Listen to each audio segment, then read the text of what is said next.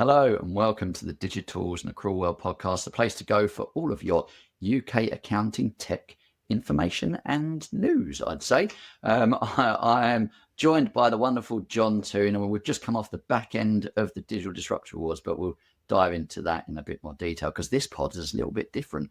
We're actually being taken over by FreeAgent this episode. So not the normal app news we present, but a little bit of insights from them. You'll also hear from, our series with FreeAgent and later on content Snare as well. So quite a packed episode. But before any of that, it's been an insane week, John, hasn't it? We've just done the Digital Disruptor Awards. I think I'm still recovering. What did you think of the entire event?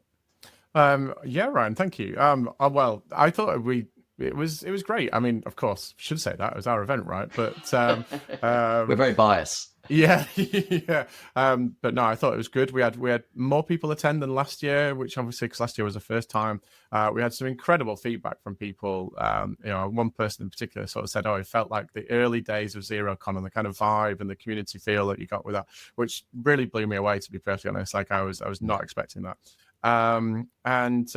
And look, it was just nice to see everyone. It was great to sort of share, celebrating people's successes and the successes of vendors and what they're doing in the industry and helping to move things forward. And of course, we had a great bunch of people help support us throughout that. Indy, Lee, Aaron, Lizzie, obviously the venue and everything else. So it's great that we can kind of lean on that. And of course, for the podcast, we were joined up on stage by Zoe as well from Six Figure Bookkeeper and Hey Monica, which just shows that we might pretend that we're competing with each other when it comes to podcasts, but actually in reality we're all quite friendly, aren't we? A bit like FreeAgent, I guess. Yeah, definitely. I would just call it a super podcast, right? We brought in the other, I would say big players, probably being ourselves up a little bit in the space, but the other ones that have a big voice in the UK accounting tech industry. I know Six Figure Bookkeeper is not really focused on technology, and ask the accountants, I guess, more general, but bringing everyone together into a live recording on the night, which, as always, was filled with controversy, a little bit of swearing, a little bit of rudeness, but got audience participation for the first time as well, John. And we had some really good insights from people that are in the room already slightly fueled up on booze. Yeah, we had some good stuff, and there were also people on the live stream as well, which I know we were checking out the numbers, which looked quite good. And again, I had met a couple of people at Accountex the following day who said they jumped on the live stream and really enjoyed it. So I was just wondering, how do you make a super pod, Ryan? Is it kind of like podcasters who fall victim to some sort of strange industrial accident, like a bit like Spider-Man or something like that? If we get superpowers, I'm all for it. But I felt more like, we get super bands where you bring kind of individual members from bands together to form this kind of ultra kind of. Is it called a super band? It's not called that, is it? It's called something else. I mean, we're starting to show our age here, I think, Ryan. This is it.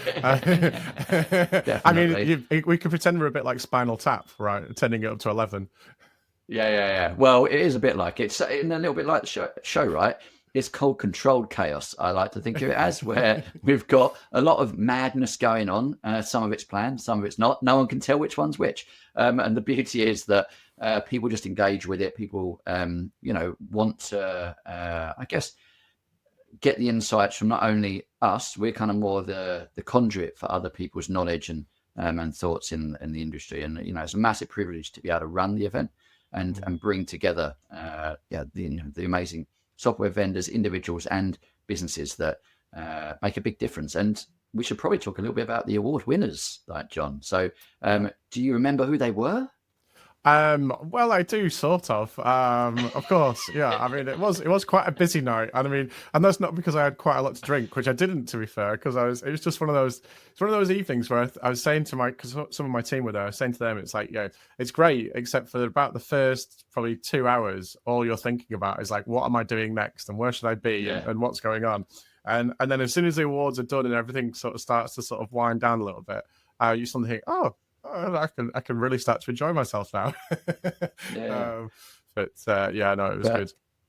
But yeah, I have the same feeling, right? I like the fact we put on an event that is what I would love to attend, but can't attend because I'm hosting. So I don't enjoy it in the same way, but it's still an amazing experience. And Like for a reminder for you, John, if not for information for listeners at home, the winners this year were Digital Deity of the Award was Chris Downing, so that kind of lifetime experience and contribution to the digital accounting space. Digital Disruptor of the Year was Billy McLaughlin, who unfortunately couldn't attend to Collector Award because she's just had a baby. We'll try and get some thoughts from her later on. We had then FreeAgent taking 2 awards. So that was Release of the Year and Marketing of the Year. We had Adfin with Newcomer of the Year. And then we had Gravitate Accounting for Digital Firm of the Year. And all of them were very magnanimous in receiving their awards. They weren't expecting to receive it. And I think that really reflects on the fact that so many people contribute in a way to this space because they just want to give back. They're not looking for anything and not looking to win awards. And the whole point of this is not to recognize those that just want to win the award, those that apply. You can't apply. You just get put forward, get nominated, and then you'll win it based on merit. And massive thank you to our judges for doing an virtually impossible job of trying to whittle down an amazing group of people to just 6 winners. And there was some feedback that maybe we need more awards, but I do like the fact that it's quite selective, right? Yeah. You have to be a very small group.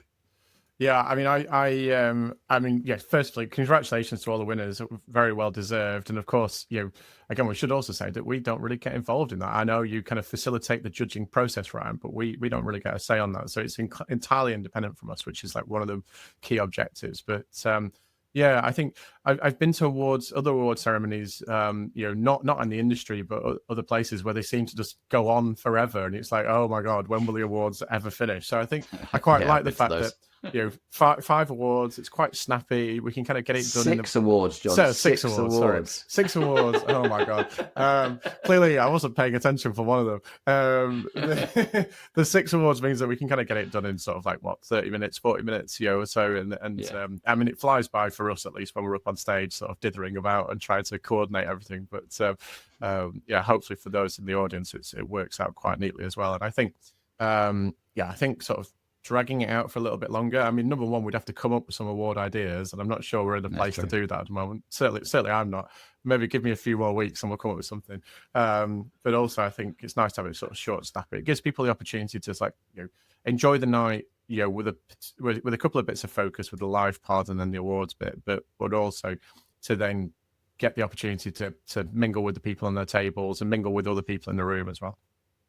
Yeah, and there was one of the biggest feedback, apart from the amazing compliments on the night, was that people feel it's needed. There's a void of recognizing great tech and great individuals that are moving kind of tech forward, and that they're basically demanding we do it again next year, which we have to reflect on, work out we can kind of handle the stress of that. But the other thing, I guess, is to comment on those that didn't necessarily win an award, but we're in shortlist 2 years in a row. And I think that's a huge achievement when they're not really getting the recognition that maybe they should do, because they don't get that nice shiny trophy that I'm gonna say stands out amongst other trophies as demonstrated by Gravitate. If you've not looked at their LinkedIn feed, have a look, because you've just got lots of transparent trophies that are bright yellow and black, one right in the middle.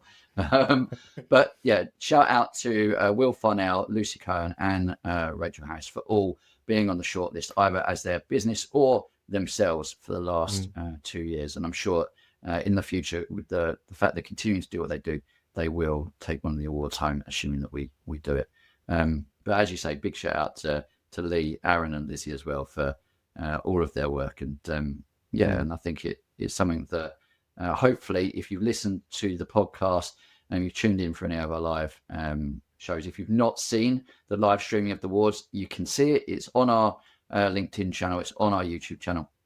Please make sure you have a look, even if you just skip through areas, because I think, part of being in this and part of kind of receiving the information and being part of this community is to actually take the time to recognize those that put a huge amount of effort in, probably without a lot of recognition themselves, apart from what we do. So probably a good part to bring this to a close, John, and maybe move into what we're supposed to be doing in this podcast, which is bringing insights to our listeners.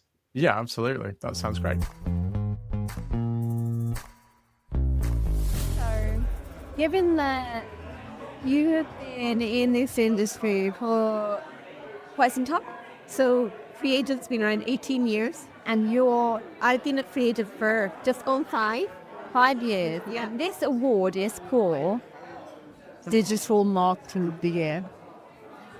Why? What are you, all the marketing that you've done this year, what are you the most proud of? It's money, but before coming this evening, trying to work out what were we nominated for, because we feel like we're just having so much fun doing different stuff. We're like, well, it could be the space thing. Like doing the tax return for space was a bit of a different move, and then dressing up as astronauts to then promote that one at DAF. That was having a bit more fun with it. We've also been doing some, I guess, tongue-in-cheek kind of prompting people to think about switching on the basis of everyone else raising their prices. You've then got some of the other stuff that we're doing, just trying to sponsoring niche things rather than going in with the big money play. So we don't have the big budgets that maybe some of the others have. Which means you have to think. You have to think a bit more creative. But I would much rather play in that space. Although if NatWest are listening, we would love more money. But I'd much rather play in a space where you've got to be creative. Yeah. And so last year it was at Accountex in Manchester. We're like, we've got this campaign going, want to do a bit out of home, but we can't really afford to do all the big billboards everywhere. Yeah. And so we just discovered this idea with ad vans. And we're like, well, let's just have these TV screens that are just driving around Manchester, because why not? And so I think that what's been great is we're just given that freedom, just go and try some stuff, see what happens, see what sticks, and then do more of that. And so hopefully that means that there'll be more of this coming. And we've loved it, because actually we've been able to be part of your story as well, and that you've been able to, I think the most important thing that I've seen FreeAgent do is they tried to start the conversation. Yeah. So what's the most, maybe 3, pick 5, pick 10, I don't know. Right? So the 3 most important conversations that you've been so glad to start marketing this year with that community. Oh gosh, with the partners that we're working with. Yeah. So I think we have conversations, right? I was actually talking with someone this evening about, we built a community. So we said we really want to find a place where we can actually facilitate it, but we can step back and not even be part of the conversation. Yeah. And so we built that on Facebook, purely because of the fact that Facebook's a group that you can do it with in a way that other social platforms you can't. So we built that and we've grown it, and so there are hundreds of accountants and bookkeepers in there. And we brought in Pro Nations, we brought in Lucy and Will to say, can you facilitate some conversation here? But where the magic really happens is when they can step back as well, and we go, actually, FreeAgent partners are talking to each other and work out how do they help each other solve their problems? Where can they get encouragement from each other? And that kind of thing is really special, because yes, the thing that draws them together at the start is that they're all FreeAgent partners, but actually the conversation goes way beyond the software. It's about the struggles that they're having in growing their firm, in hiring, and kind of dealing with the day-to-day situations that they face. And so I think there's that piece. And then there's also growing the community beyond that with our road shows. So actually going out on the road and seeing people and seeing those really kind of get bigger and better, because people go, oh, we can actually come together. We now bring our product teams along to those, so that there's an opportunity to not just get a sales pitch, but actually be able to influence what's happening in the product. So I think being able to deepen those relationships is helping us feed it back into product, so that they can go, oh, right, okay, here's a perspective you maybe hadn't thought about.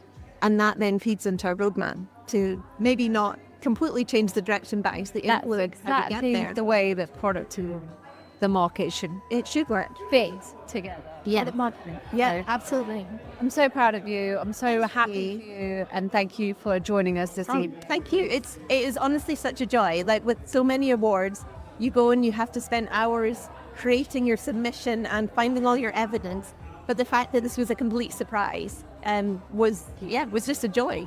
And we're really thankful to our very, very critical judges who independently of us in this community at all have chosen the winners by their votes. So thank you for joining us.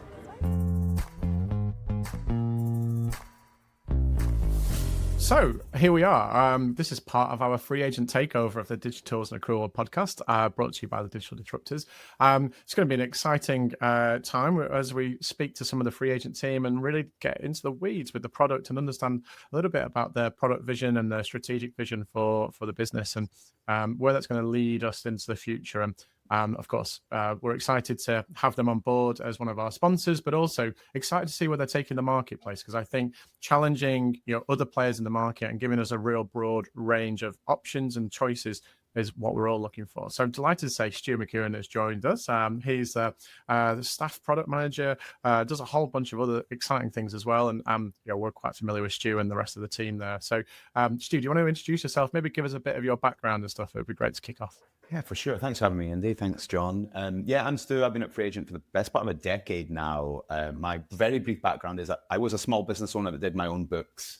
And then that was a kind of doorway into joining the company I did my books with, which was FreeAgent, joining their support team as almost like, oh, you're one of the customers. You kind of understand what we do here. It'd be great to have you on board. And then from there, in the last 5 to 8 years, I've been in the product side, so building the things for small business owners, and now much more on the practice side. So technically these days I lead our tax team and all our tax products, so VAT, payroll, all our compliance products, and then in the integration space, I spend a lot of time with our third-party integrators to build out some nice solutions. So very much on the product and engineering side, and all the fun building of the things. Yeah, and I guess talking about tax, obviously you've been very much in the weeds with the MTD, and we're not going to kind of dwell too much on that. But also you mentioned about integrations, and I think that for me that's one of the really interesting things that we've seen from FreeAgent is that core FreeAgent a few years ago had a handful of integrations, wasn't really looking to kind of compete with the likes of the Xero, QuickBooks, etc., with that very broad ecosystem. But we started to see that you're expanding that out, but very strategically, you're going after sort of the best of the best, if you like, in integrations, and really addressing particular like business lines or business challenges that you're seeing in the market. Yeah, that's absolutely right, John. I think maybe a couple of years ago, we had somewhere in the region of 30 to 40 integrations. And most of those were quite old ones that we built right back at the start or close to the start. So Go Cardless, PayPal, Stripe, these kind of things in your accounts receivable. And then, we've taken that strategic shift to say, we've spoken to a load of our partners. And often we hear we don't really want, or they don't really want, an ecosystem of thousands of choices in every single vertical. They really want some really entrusted support or partnerships, as we call them, in those areas. So we've been very proactive and, as you say, selective in who we've been integrating with or partnering with, as we like to call it, in those key verticals. So practice management is certainly something we hear a lot about. And then accounts payable is also quite a hot topic, the kind of making and taking payments these days. And so, we're now at somewhere, I think, around 100, so 2 or 3 in each of the key verticals. And that's proving to be really, really nice. I think the next step for us is bringing some of them into the product. That's something we want to do one day. Certainly some of the wider competition is now doing that. And that's probably the next evolution, rather than going from 100 to 500 in this space. So being very deliberate about it. Yeah. And is that driven by anything other than sort of just the demand that you're seeing from customers? Because I guess a while back as well, FreeAgent were building some of these functionalities or elements of functionality, and you can't build everything, right? Because that just stretches you guys far too thinly. Yeah, absolutely. I think we recognize that in some areas that it's just better to partner with providers that do these things perfectly.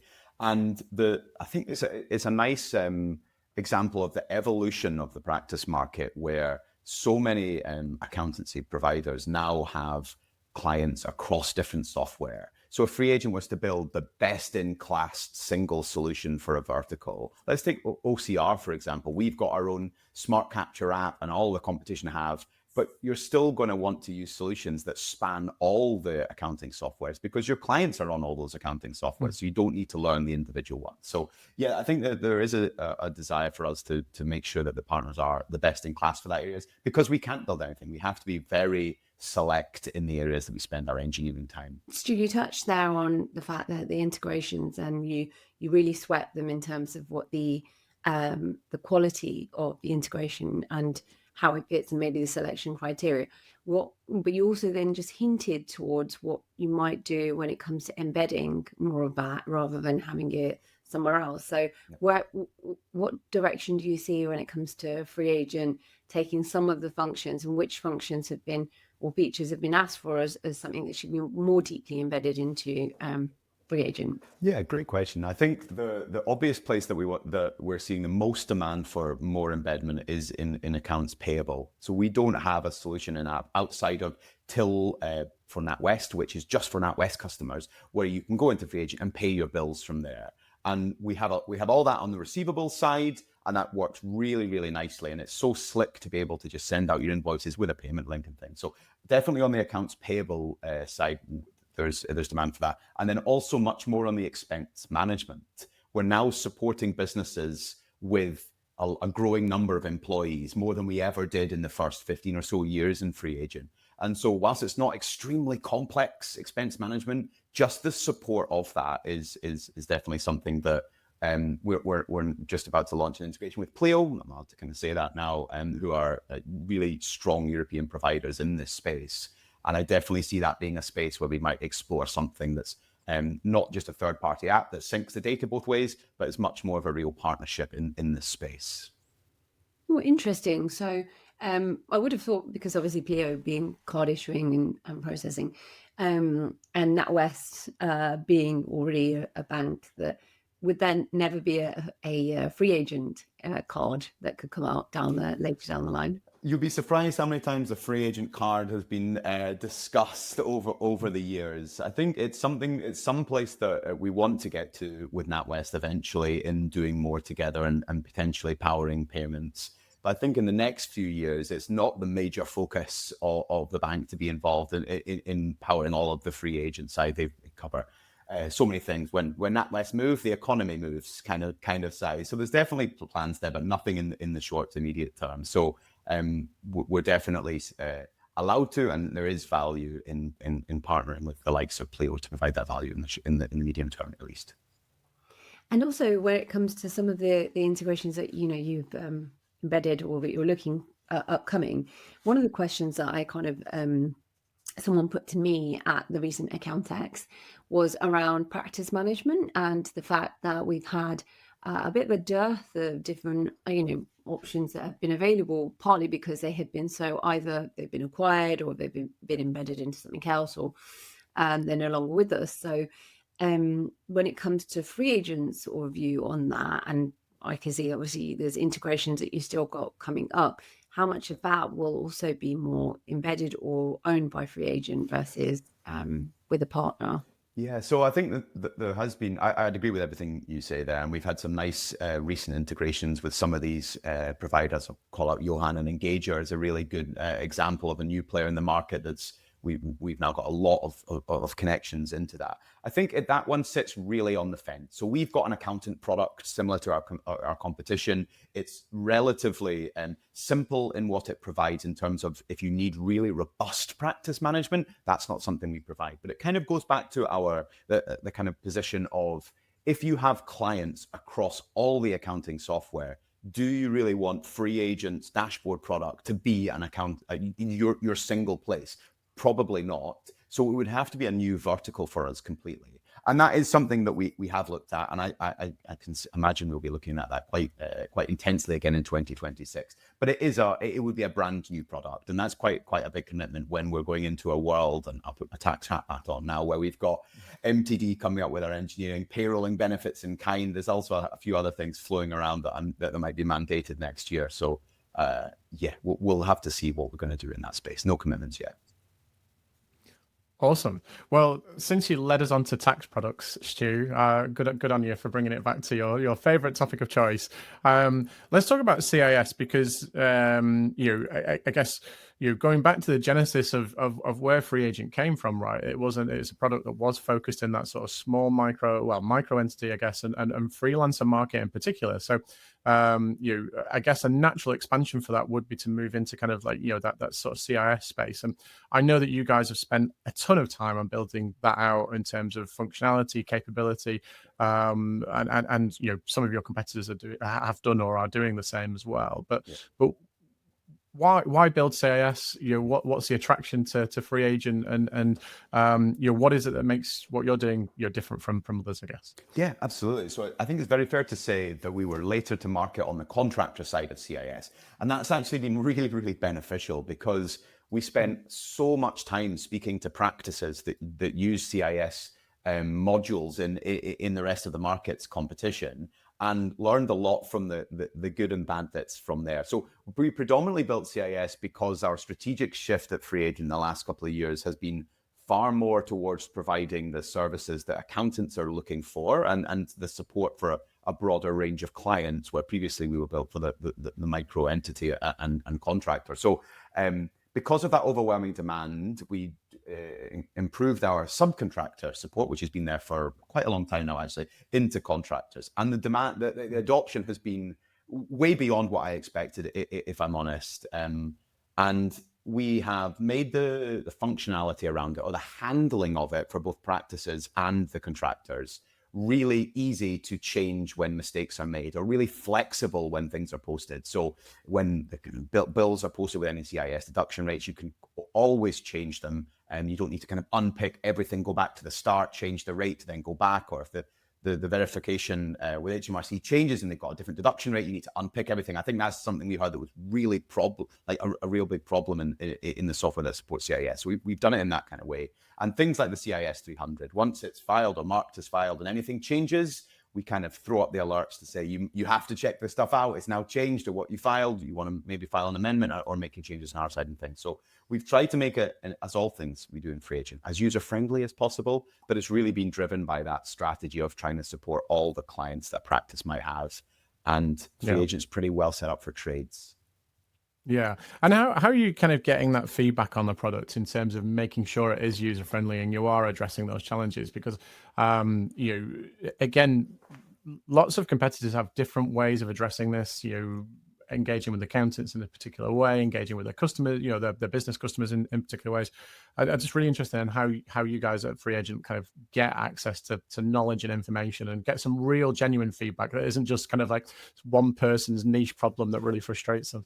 Yeah, definitely. I think that the biggest red flag for me is taking feedback from one person and assuming that represents more than that. So we've got a few things there. I think that we have a CEO in Rowan and a director of product in Craig, who are both design backgrounds, and that coming down from the top, making sure that the user experience is always the first thing that we consider. It just flows down into the company in a really nice way. And then from there, we do a couple of things slightly differently to the rest of the market. One is that we, rather than embedding user researchers throughout different teams, we have a dedicated user research team who all they do all the time is go out, do research, speak to customers, bring that feedback loop completely through the team almost every single day. And that creates this culture of being customer driven rather than reactive.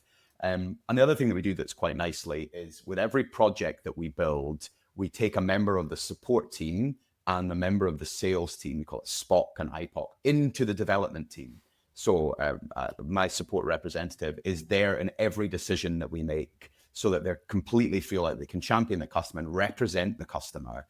And it just creates this, like the customer's in the room with you rather than, oh, I've got a great idea, and then you're sending it out and almost trying to look for justification for your idea. It's far more the opposite way around. And it keeps us, I think when we do our NPS, which is like the survey we throw out every 6 months, the number one thing that comes back every time is ease of use. And if that ever drops, I think there'd be quite a lot of questions as to why. But it's we've got a culture set around that.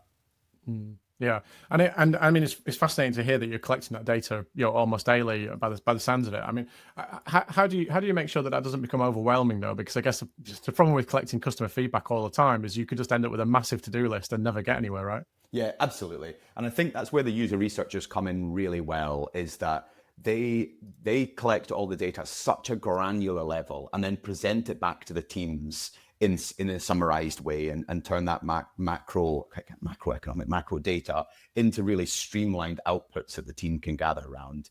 And the strength of that comes down from our company strategy. So while Rowan and the execs set out the company strategy, everyone has a feed into that. And the layer under that is team strategy. And that is built upon all the outputs of the research that we do. So it's not that every day there's a shiny new thing and we focus on that. It's very much the opposite, that once your strategy is set and once you've got the research for that strategy, everything slows down from that. So it's not about the kind of, shiny new things that come in every day. And you talked about how within the CIS for contractors, stuff that you guys have built out is really easy to kind of like fix problems or to address an issue as it crops up. One of the other things that you've brought in is find and fix as a function, your functionality into FreeAgent. Again, something that replicates some of the stuff that we've seen in other products again, but why is it that you guys again sort of took a little bit of time to kind of figure out how to get that into the product? And again, is that come about because you're listening to accountants and bookkeepers who are saying, look, hey, we love this product, but actually fixing problems sometimes is a bit of a pain in the ass? Yeah, it's the latter there, John. I think the way that we talk about this internally is some jargon I mentioned one day because it comes from fantasy football, but it now seems to have stuck around the ether in the company, is the concept of like floor fillers and ceiling lifters. And when we kind of looked at it from a macro perspective as a company to say, our strategy is pivoting into more growth with practices and more growth with larger businesses. What do we need to do? Do we need to fill the holes that we don't have? Or do we want to raise the ceiling and do things that nobody is doing? And the response from the market for this last year, at least, was fill the holes that you don't have and then build up on the ceiling. And so we tried to identify and spoke to hundreds of our partners. What are the biggest pain points? What are those holes that you can't use FreeAgent for, you can't recommend to your clients because they're not there? And some of these were client-led, like CIS. I can't use you for CIS. But some of them were because the practice felt that they couldn't use us. There was a big gap there. And one of them was that bulk reclassify of transactions and invoices or ledgers, essentially. And we had these in individual areas. So in the banking, you can bulk explain, but we didn't really have a general place where you could go to when you're reviewing a VAT return or doing your year end, where you can say all these things are wrong, or my clients put all of these to out of scope. What's going on? I need to change them. And so that was built out of that necessity from a practice efficiency perspective, for a reason to not use FreeAgent. So it's removing that line of I can't use you because, really. and has this become more of a prevalent issue because the likes of Xero, Sage, QuickBooks are also maybe as a consequence of MTD coming down more into the kind of market that you naturally sat in before? Yeah, I think there's two reasons here, John. One, absolutely. I think FreeAgent under the MTD space, I'm very biased again, but I think we're perfect. We've been ahead in terms of being able perfect. You're like Mary Poppins, are you? Mary Poppins of the MTD space. We're the size of company that fits under MTD is perfect for FreeAgent. That's been our bread and butter for the first 15 or so years of the company. We first to submit quarterly updates and end of years and stuff like that. But with that has seen our competition, as you mentioned there, coming down market more. I think the transition of these solutions you mentioned has been to gradually move further and further up into the market, into the enterprise space that we're seeing them play in, and there's a lot of money up in that space. But the also reaching down has seen that kind of tussle for like land grab, market share, as you say. So that's definitely one. And our need to grow and expand upwards, because you can't go further down when you've already supporting the kind of contractors really well. And the second thing is the ownership of FreeAgent from that West, and the breadth and depth of businesses that we get through that offering. So we're owned by the bank. I think I kind of said that, but we're with the offering of a free bank account for Metal and NatWest and the Royal Bank of Scotland and Ulster, you get FreeAgent for free as well, and all the bells and whistles. And so that growth in companies that we now support has come with it not being micro businesses and contractors. We're seeing fast scale-ups. We're seeing every vertical from e-commerce, hospitality now using FreeAgent, and some quite large businesses. And so there's a need for us to also support them and make sure that FreeAgent can be used by medium businesses as well as the traditional small ones that we support so well. Yeah, amazing. So this wouldn't be a FreeAgent takeover without us you giving the skinny on what's coming next, right? So, what else should we expect to see in Find and Fix that maybe isn't there at the moment that will make accountants, bookkeepers' lives a little bit easier? Yeah, so we started by allowing you to find and fix your nominals that included the VAT rate, the category, and the description. And we're adding a couple more things in there, so we'll be able to bulk change contacts across that, which is a really nice thing, and also go into pretty much every nominal code or category, as we call them in FreeAgent now. So there's a few things that aren't there right now: director's loan, dividends, drawings, which are often cited as things that need change, because I was a client back in the day. I stuck a lot of things to drawings that probably shouldn't have been done to drawings, if I'm totally honest. So adding that to have a really robust solution there, so everything is included, is kind of coming in the next few weeks, actually. Amazing. And you talked about the fact that obviously as a consequence of the connection to the bank, right, you're starting to attract different types of organizations, different types of businesses into the FreeAgent product and stuff. And we know that you guys have spent a huge amount of time working on management reports, because I guess that's really important. I guess probably more so for those fast scale-ups, right? You want to be able to track performance, want to be able to anticipate where they're going. What is it that we've got now? What are we going to see in the future from you guys? Yeah. So it's a really good way of summarizing it. I think it does go back to the core business principles, though, of although management reports or management accounting allows the advisory work and the understanding of the businesses and all these values, it is just as much about businesses failing because they don't understand their cash flow and they don't have a really good grip. And that does apply to really small businesses as well. But what we're seeing as a result of our management reports functionality, which now allows you to summarize your main financial reporting, so P&L, balance sheet, debtors, creditors, and we're following that up with far more granularity there to allow like notes per report to be added. At the moment, it's a single notes page, settings, front covers, all this customization, is that practices are able to offer that value to their customers really easily through FreeAgent. So we support this through integrations, but sometimes these practices these clients can be quite cost sensitive. Maybe they can't pay for those integrations. Maybe they don't see the value in the additional understanding of their business. We're now providing that as part of the FreeAgent package.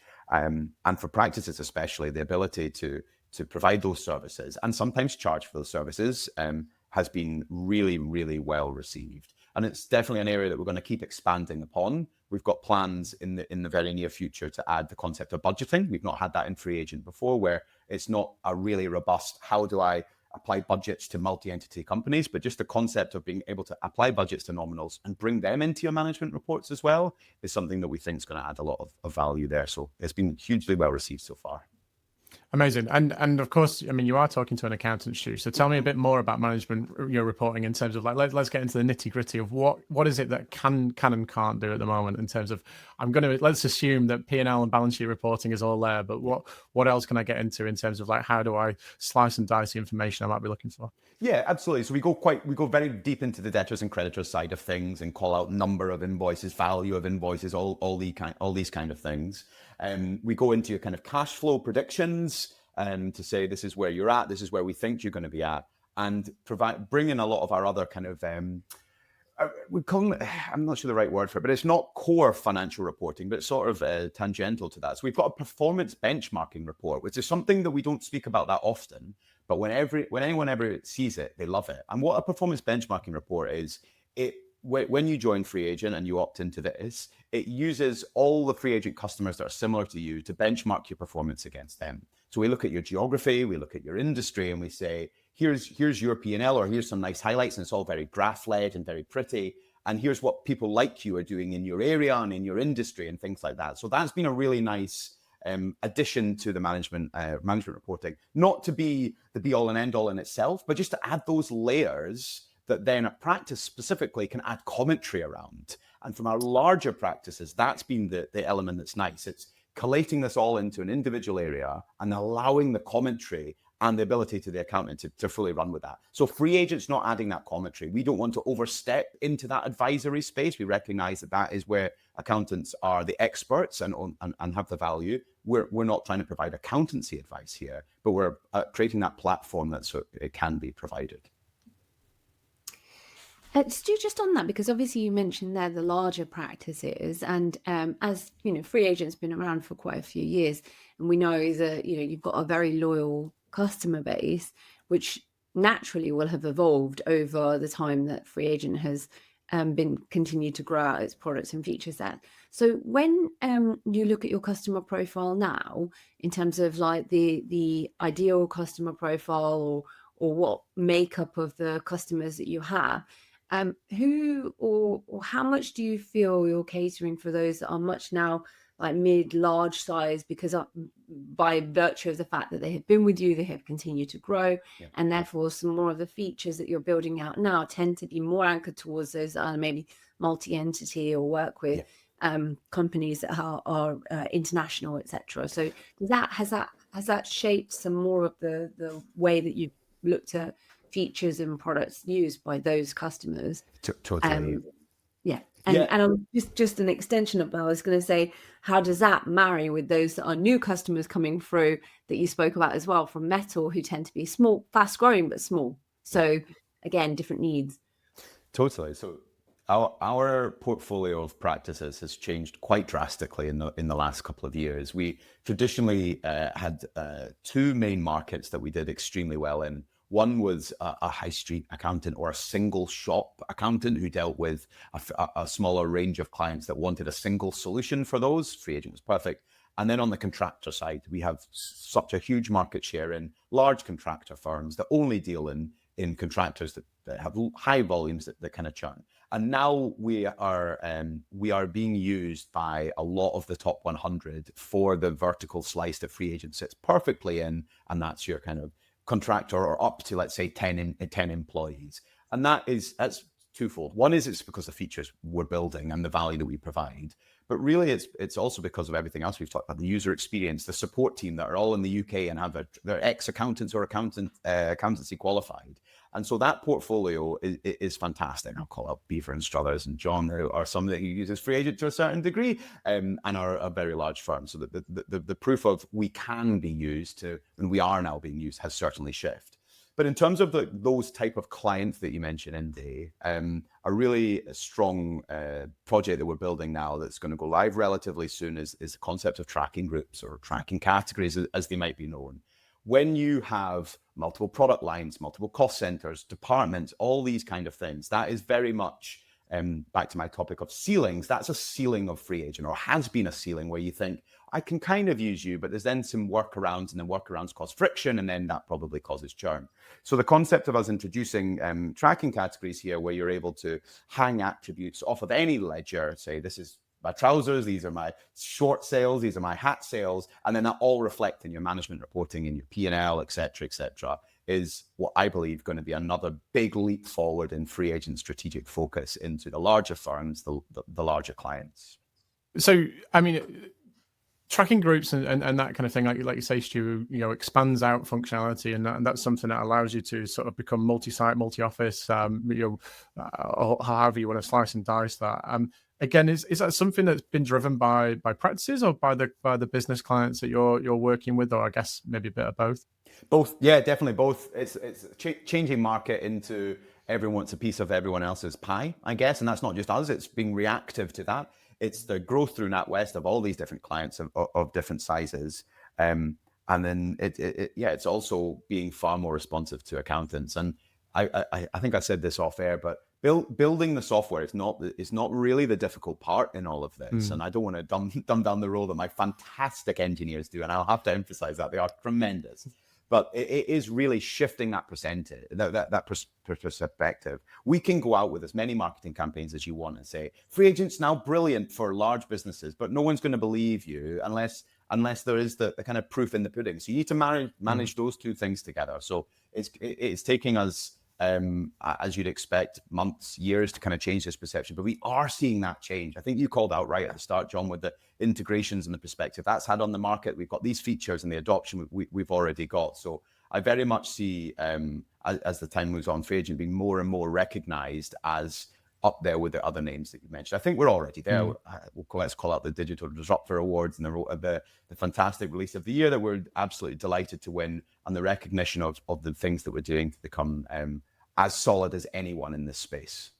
Yeah, absolutely. I mean, I think you guys sort of have really controlled messaging around the product, and you I think are able to articulate that in a really interesting way. And of course, you didn't just win one award, you won the marketing award as well. And I think it kind of demonstrates how you guys try to differentiate yourself in the market and really articulate that message of like, we are here, we're expanding, we're the footprint's getting bigger and everything else. And that's the kind of thing that that makes you guys a little bit different. And go Indy. A quick mention on that, because I felt that we didn't sweat that enough on the night when you won the awards, is if we had a casting vote, or we'd have had a majority, i.e. myself, John, Ryan, Lee, then we could logically see that we would choose obviously all the people that we like and we think are doing a good job. The great thing about these awards were we didn't get to do that. So it was very much led by everyone else that was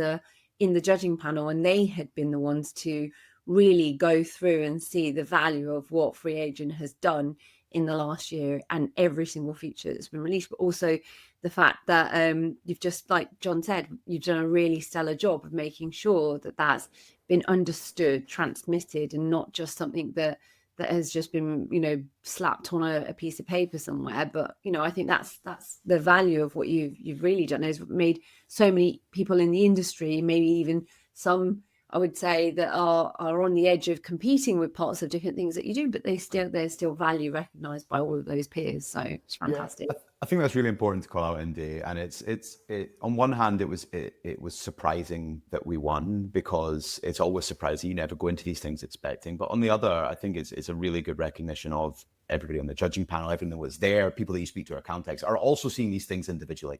So there's definitely no perception of ours that there's any bias in the voting or anything like that whatsoever. No, it was a great job. And moving on from being then the award-winning FreeAgent, that you're multi-award winning anyway, but we're more proud of our awards. In terms of what else is coming down the track, I guess we've spoken about some of the things to do with the larger practices and some of the things that are maybe becoming like you punching through the ceiling, given the nature of some of the changes being made by the other products in your space. One question I have is more, again, that we saw some features that were being launched in the position that Xero took on payments as well. So it'd be good to hear from FreeAgent on their stance. And then the other thing that we spoke about at the awards, which we should also move on to, is the buzzword of AI just before the rest of this this takeover finishes, because you gave a really great answer while we're at the awards, but conscious that not everyone will have heard that, because obviously we're seeing the advent of agents and Jax, Copilot, etc. And we just obviously, it would be good to try and understand where that plays in the FreeAgent strategy from your perspective. Yeah, absolutely. So in the payment space, we're launching tap to pay with an invoice. I think this is just this is another step forward in the personal market as well as the business market, of just being an accepted thing and really making payments as easy as possible. I think you can pay on your watch now as well, right? So turning out your mobile phone or a FreeAgent app into the contactless payment terminal, so that customers can take payments there. So that's the next step. We've partnered with Stripe on that. Very well used, very well recognized in that area. So that's a kind of another thing that we're releasing in this sort of space. And we've got a few ideas dotted around that. Probably but it's worth calling out that we've recently released our automated Stripe reconciliation as well. So we've gone far deeper in our relationship with Stripe. So any kind of feeds that feed through, like a bank feed from Stripe, are all fully reconciled because of the understanding we have from Stripe's API and vice versa. And then also we support GoCardless instant bank payments. So I think GoCardless were originally more direct debit heavy, and now within our product, you can use the instant bank payment side of things. And I think it does represent the market. I think if you look out at the vendors that were Accountex or even who are now integrating with ERPs, payments is the hot topic. It just seems to be there's so many providers, so many people wanting a piece of that pie, because the value is absolutely there. On your AI side, I think the world is moving fast, and I absolutely don't want to dumb this stuff down. I think it's the hardest thing to plan a strategy for, because it just changes so quickly. And I know, John, in your role, you talked the other night about this, of you can have a strategy, then something new happens in the AI space, and you've got to start all over again. And that's probably a good representative of where FreeAgent is at right now. We have a very broad strategy of what we want to do in the AI space. We're very in tune with the market. And our strategy can probably be summed up by, we don't want to be the first to jump into a space that might not be the right place for us to invest into. I think the money being thrown around in these in the world, and investing in the AI for accountants, and we've seen a lot of competitions, is not trivial by any means. And it may not even be the solution that wins. It may be something that lives in your browser that's agnostic of any of these providers. And so we have had AI in our product for a very, very long time. It's not your generative AI where you're asking a question and it pulls back everything about you. But our bank reconciliation has been built on machine learning since 2018. And our Smart Capture OCR is very much not just an automation, but there is AI in there that's being able to reconcile against bank transactions if it makes matches and things like that. So we do have AI in our product. We are introducing more AI in our product in that sort of way, very deliberately, very much there's a customer problem. Let's tie it together, machine learning and automation to solve that. I think the more that we can automate, add manual tasks, the better. But we're not yet taking the leap into your third party, like wingman, as it were, or whatever word you want to use, that lives inside your product, until we see that it really solves customer problems, that there's really something there that practices want to build their functions around. And when they do, we'll be there. But I think we're not going to be the first to leap in that space. I think this is a really interesting approach. And actually what I really liked that you talked about, Stu, is you talked about where can we use AI and automation connected together, rather than just sort of saying, hey, let's just throw generative AI at all of this, and we'll try and do automation almost by using an intelligence that isn't really designed for automation.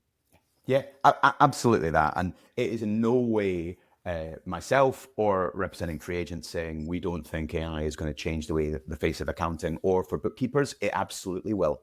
There's no doubt about that. But I don't think we want to jump on, again, some of the marketing hype as well. And I don't aim that just at the accountancy market, but there's a lot of hype. We want to be very deliberate. I think Rowan is very much a man of the customer and does not want to mislead anyone. You can really damage your brand if you get this wrong. And so, yeah, we're playing our cards quite close to our chest right now. Awesome. So one last little thing that I think we should touch on, which isn't AI, but it's pragmatic and practical, and I guess it goes back to this kind of like talking about being there and thinking about what customers want and stuff. Is you can now see your client tax information in the dashboard that's available to us, and again, that's something that just makes managing your clients so much easier, right? And from a business point of view, then means that your advisors can be a little bit more proactive, hopefully. Yeah, exactly that. So our dashboard product has been something that's been around for a long while, but it's not really been the focus of a lot of our engineering development. It's good. There's no doubt about it. I'm not trying to underplay it, but it's not been where we spent a lot of our time. But again, this goes back to our strategy of wanting to do more for the practices and more for that efficiencies and scalability, especially the larger practices. And so a couple of things we've brought in is the ability to see the tax position of your clients in the dashboard. And that's on a user basis as well as a client basis, because MTD is not a business tax. It can be a personal tax for landlords when you've got loads of them. And also the second thing that my team's developing that's going to be going live quite soon is our first foray into very granular controls for practices.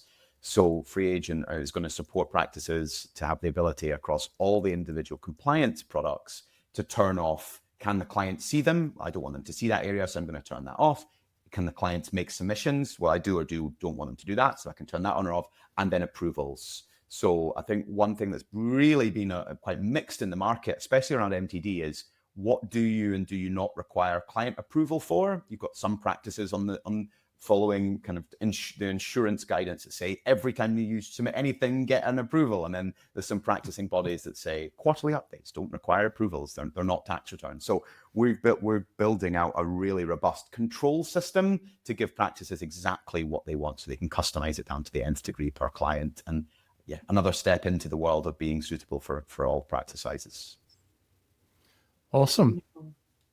Well, thank you for joining us on today's podcast, Stu. And I think that we're going to see a lot more of FreeAgent over the coming months anyway, because obviously there's a few different things that we want to cover that you guys are doing. And also we want to make sure that everyone understands them as much as possible, because if we can take any one small part in helping you transmit that information and win the marketing award again, it feels like it might be a slight win for us. Well, I don't know if we're allowed to share in that. That's really bad of me, isn't it? But anyway, thank you. No, thank you both. I think it's fair to say we absolutely, internally in the company, not just myself, we absolutely love the work that you guys do as well, and the pod and the network that you provide and the events you put on. It's very much our favorite little thing. And so thanks for doing this.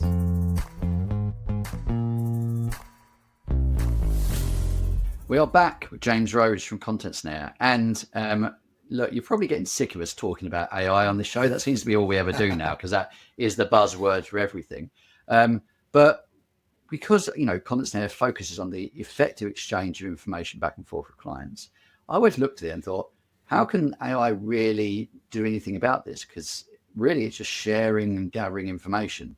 So what's your perception on this, James? Is this something that AI can have a tangible impact on, or is it something that really is human to human? I've put a lot of thought into this, and it does, like, people ask me a lot about, what we're going to do with AI. Like, we've been really strict on what AI features we've rolled out in Content Snare. Like, right now, it's pretty much a way to generate bespoke question lists with, like, if you're doing a work paper or like some kind of work for a client, and you've like taken notes of the information you need, you can like sort of paste that unstructured data into a box and we'll generate the checklist of stuff. And that's pretty good. Like, it's pretty accurate. It still needs a once over, like anything that AI does, right? You need to check it. I've seen people talking about potentially using like AI agents to collect information. Yeah. And I just cannot fathom the way I know accountants, they really love their client experience, or at least a lot of accountants do, right? And they hold that as precious, right? So I can't imagine being like, hey, we need some stuff from you. Can you go talk to this bot and go back and forth? Come on. But I mean, the accuracy thing also concerns me a lot. So one thing that comes up a lot with like people ask us, can you just automatically detect if a client's uploaded the wrong thing? And I guess technically we can. And we've put a lot of thought into this. And the number one thing we hold dear is the accountant's client's experience. We call them our end user, right? So, because we're trying to make everything as easy as possible for them. And I just picture like a 75-year-old person who struggles with computers uploading this file into Content Snare. And it's like, that doesn't look like the right one.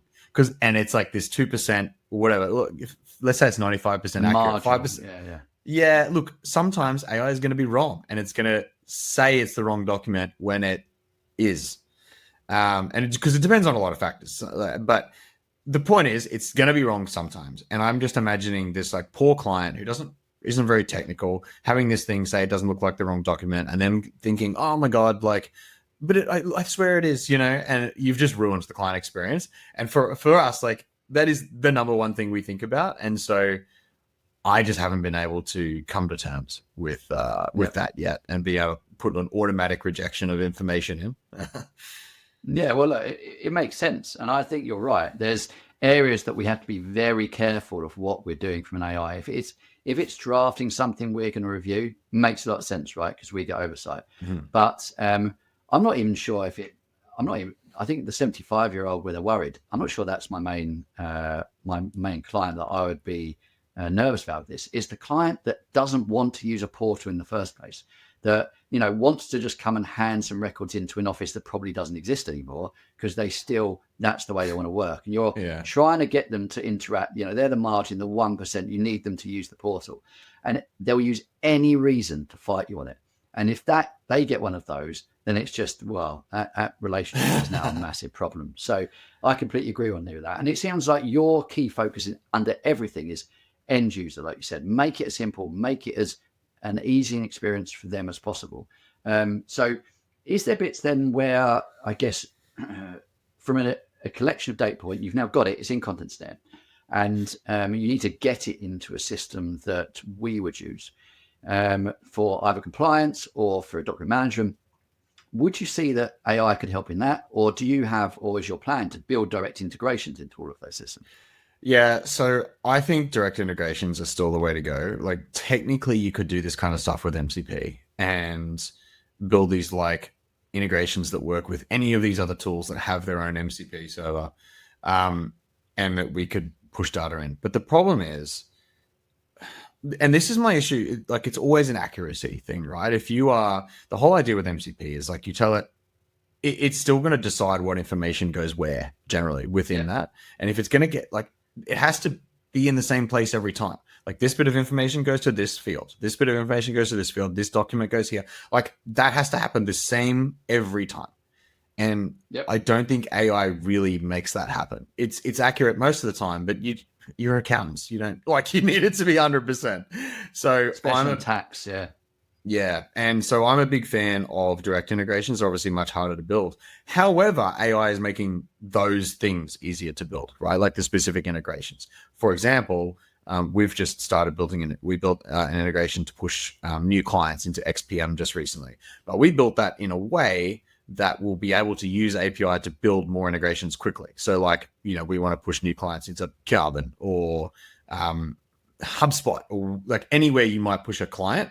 That's kind of the aim there, is we built this in a way that we can use AI to build code to build more direct integrations that are reliable, if that makes sense. Yeah, it does. Yes. You're essentially going to be not necessarily building AI into your platform everywhere. You're being very selective where you're putting it, mostly in a place where it can draft something, we're going to review it. That's going to kind of be the human in the loop has got to be there. Exactly.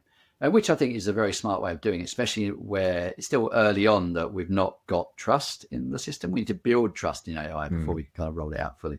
But then you're actually using it internally inside the business to speed up, to make it more quickly, to actually integrate into all these other platforms, which makes perfect sense. So I think you said possibly on a prior show or prior conversation we've had that you integrate into like SharePoint and OneDrive, etc. But like you say, you're now integrating into the likes of XPM. When you're gathering, so we go back to MTD, which is an initial conversation we had. Would you also integrate into compliance tools? Is that an area that you'd it's something we're thinking about. We've found a lot of the compliance tools, like the least the older ones, you know, they don't have a very good API, if at all. So there is. I do wonder if there's a feature there in like I can't remember what they're calling them, but like the browser agents, where it's an agent. We're just throwing that a word around on everything now, but something that it's more like robotic process automation, so RPA. It is. It's a blend, isn't it? Yeah, where it's like, you know, click into this legacy tool and then click this button, then upload the thing here. Like I feel like that is a potential. But yeah, compliance tools it's on the list, but it's, you know, I guess we are driven by where our customers want us to go first, you know, and they come up a little bit. But right now the document management system is generally the single source of truth where people want everything to end up. Yeah, and it makes sense. And if it's gone in there and they get a notification that they've got documents, right, it's the trigger for the next step. So that makes complete sense. So I'm going to just ask a very generic question here then, because your focus is on document exchange. What do you think over the next, 5 years will be the big impact on AI in that space? Have you got a vision? Because I know when I see you doing posts, you're always quite forward thinking, James. You're always looking to the future. Right? Have you kind of considered where the future of Content Snare may have to go in the next 5 years? I've got ideas. It's funny you say that about my post, because I had someone the other day go like, I just wanted to do this post. I wanted to know if you were okay with it because you seem quite anti-AI. And I was like, oh my God. Like, I feel like skeptic, James. Professionally skeptic. I would say realist. Like there are just I use AI constantly, and I've really got to tell people that. Be like, I'm not. I just posted out some of the BS that like the hype, and I push it back against that.